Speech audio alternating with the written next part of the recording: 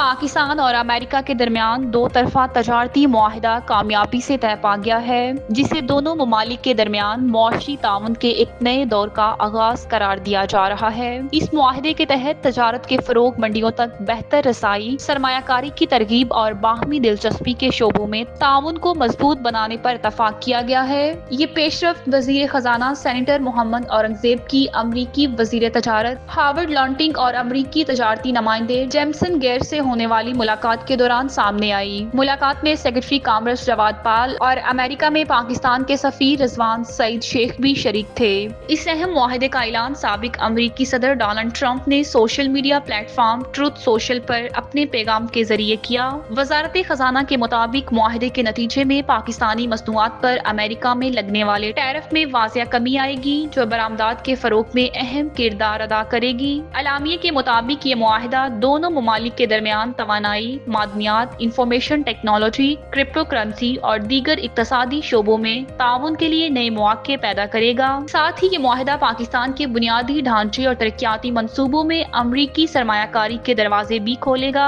Senator Aurangzeb نے صدر Trump کے بیان کا حوالہ دیتے ہوئے کہا کہ یہ معاہدہ دونوں ممالک کے درمیان دیرپا فائدے کا باعث بنے گا۔ اس موقع پر نائب وزیر اعظم اور وزیر خارجہ اسحاق ڈار نے بھی اس معاہدے کا خیر مقدم کرتے ہوئے سوشل میڈیا پر کہا کہ امریکہ کے ساتھ تجارتی ڈیل طے پا گئی ہے۔ الحمدللہ یہ معاہدہ نہ صرف معاشی میدان میں نئی راہیں ہموار کرے گا، بلکہ پاکستان اور امریکہ کے درمیان تعلقات کو بھی نئی جہت دے گا۔